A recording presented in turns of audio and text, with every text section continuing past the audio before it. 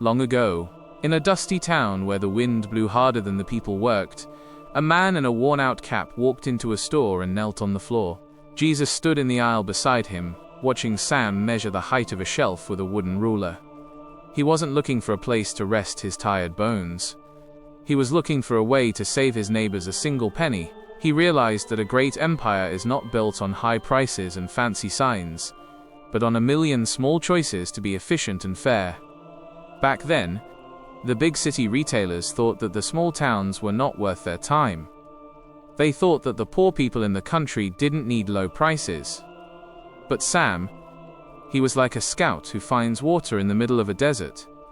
He drove an old pickup truck with dog hair on the seats and a map on his lap. He didn't want the luxury of a private office or a silver spoon. He lived in the dirt and the heat because he wanted to see the truth of the business. He didn't want to be a master who sits on a throne. He wanted to be the servant who knows the cost of every nail. He planted a seed of frugality. The rich men in New York laughed because he stayed in cheap motels and ate at small diners. But Jesus saw him saving $1 today so he could give it back to the people tomorrow. Because he knew the law of the steward. The one who is careful with the small coins will eventually own the gold of the nation. Sam didn't wait for the customers to come to him. He went to them, building his stores where no one else dared to go. Sam spends his life proving that the customer is the only boss who matters. He knows that if you take care of the people, the numbers will take care of themselves.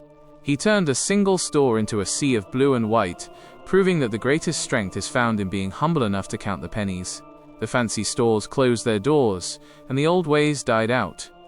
In that moment, the man with the wooden ruler understands that the ultimate wealth is built by serving the many, not the few. In the early days, when the blue signs were first rising over the small towns of America, a strange thing happened in the stores of every rival and every competitor. Jesus stood in the aisles of the big city markets, watching the leaders of Walmart walk through the doors with a notebook in their hand. They weren't there to buy bread or milk for their own tables. They were there to count the lights on the ceiling and the items on the shelf. They realized that a man who thinks he knows everything is a man who has already stopped winning. Back then, the big retailers were too proud to look at a small-town shop. They thought their way was the only way, and they ignored the tiny changes in the world. But Walmart was like an eagle that watches every movement in the grass. If a rival had a better way to display towels, Walmart copied it the next morning. If a local shop found a cheaper way to ship boxes, Walmart made it their own by noon. They didn't care about being original or fancy. They only cared about being the best. They didn't seek to be the smartest mind in the room, but they made sure they were the most curious. They planted a seed of obsessive learning. The competitors laughed and called them copycats from the countryside. But Jesus saw them turning every observation into a weapon of efficiency, because he knew the law of the humble student. The one who is willing to learn from his enemy will soon become his master. Walmart didn't stay in its own office dreaming of new ideas. It went into the dirt of the marketplace to see what was actually working. Walmart spends its decades watching the world with 1,000 eyes. It knows that the moment you look away is the moment you lose your edge. It turned the entire industry into a classroom, proving that the greatest innovation is often just the courage to improve what already exists. The proud companies faded because they refused to change. In that moment, the brand that never stopped looking understands that the ultimate victory belongs to the one who is never too big to learn. In those days, when other shops were still counting their cans with a pencil and a prayer, a giant blue eye opened in the heavens above the earth. Jesus stood in the quiet fields where the massive satellite dishes pointed at the stars, watching Walmart spend its gold not on fancy carpets but on invisible waves. They weren't looking for a way to talk to God, they were looking for a way to see every truck and every box in real time. They realized that a master who cannot see his kingdom will eventually lose it to the chaos. Back then, the world thought that a computer was a toy for the scientists in white coats. They thought that a merchant should stay in the store, not play with the stars. But Walmart was like a general who builds a tower to see the whole battlefield. They launched their own satellite when even the government struggled to do so. They wanted to know, at any second, exactly how many tubes of toothpaste were sold in a tiny town in Texas. They didn't want the guesswork of an old salesman. They wanted the hard truth of the data. They planted a seed of total efficiency. The rivals laughed because the cost of the technology was higher than a mountain. But Jesus saw the trucks moving like blood through the veins of a healthy body, never stopping, never empty. Because he knew the law of the steward. The one who masters the flow of the goods will master the price of the market. Walmart didn't just sell things. They mastered the art of moving things faster than anyone else on earth. Walmart spends its billions building a brain that never sleeps. It knows that a minute saved in the warehouse is a penny saved at the register. It turned the chaos of shopping into the precision of a clock, proving that the greatest magic is often just the fastest logistics. The slow companies were buried under their own mountains of unsold stock. In that moment, the brand that owned the sky understands that the ultimate power is not having the most, but moving the most. One day, in the small offices where the sellers of goods came to plead their case, the air was cold and the chairs were hard like the truth. Jesus stood in the room where the giant sat across from the merchant, watching Walmart look at the cost of a bar of soap and say, "Lower." They weren't trying to be cruel to the man who made the goods. They were trying to be faithful to the mother who had only $5 to feed her children. They realized that in the war of the market, the one who holds the lowest price holds the heart of the people. Back then, the shops used to have sales and discounts once a month to trick the crowd. They raised the price today so they could call it a bargain tomorrow. But Walmart was like a hammer that strikes the same spot every single morning. They demanded the everyday low price, a steady sun that never sets. They told the big brands, "If you want to be on our shelves, you must cut your waste." They didn't want the games of the marketers. They wanted the raw, naked cost of the factory floor.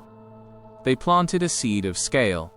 The suppliers cried out because the profit was thin as a blade of grass.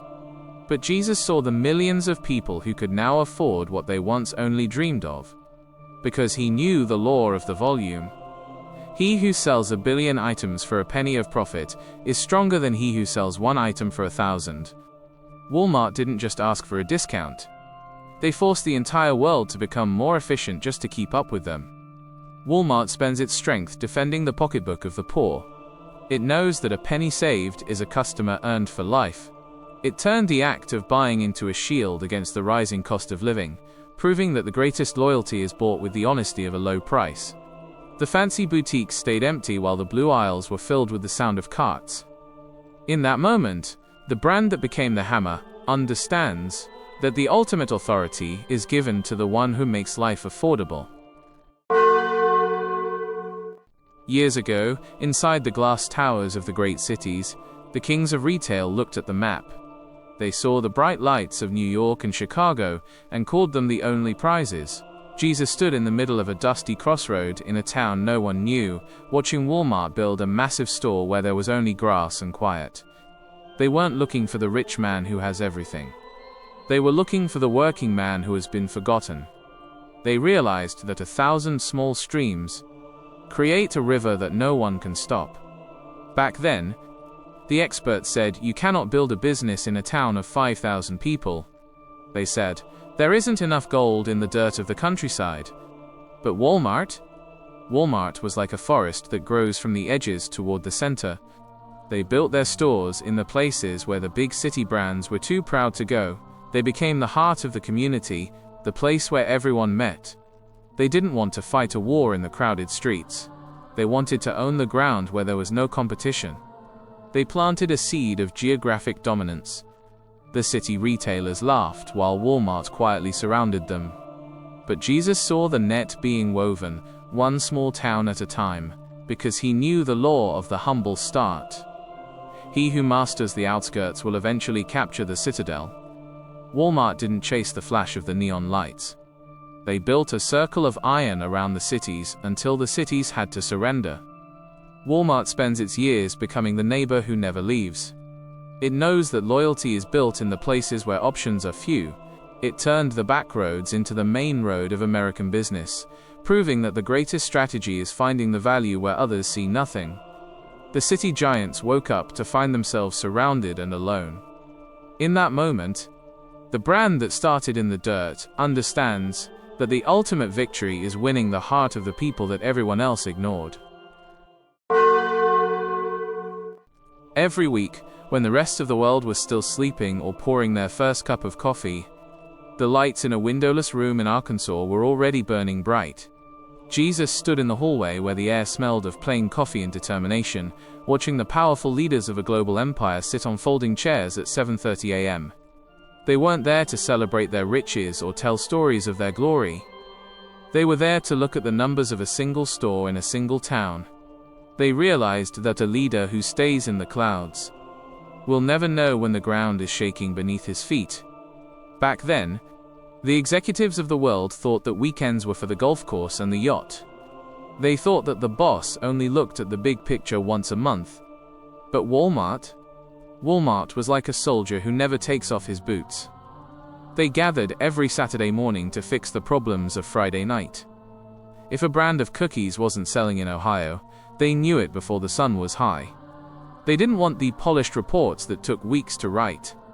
They wanted the raw truth while it was still hot. They planted a seed of absolute discipline. The lazy managers complained because there was no time to hide their mistakes.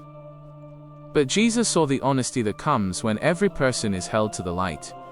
Because he knew the law of the watchful eye, a house that is cleaned every day will never have a chance to rot. Walmart didn't let the company grow fat and slow. They kept it lean and hungry by forcing the truth to the table every 7 days. Walmart spends its energy fighting the ego of its own success. It knows that the biggest enemy is the pride that comes with being number one. It turned the boardroom into a workshop where every man wears a servant's hat, proving that the greatest strength is the discipline to stay small as you get big. The arrogant companies grew slow and died in their sleep. In that moment, the brand that never slept in understands that the ultimate survival is found in the courage to face the facts every single morning. Today, in a world that loves the flash of the new and the shine of the expensive, a giant blue sign stands as a quiet promise to the man with a tired back.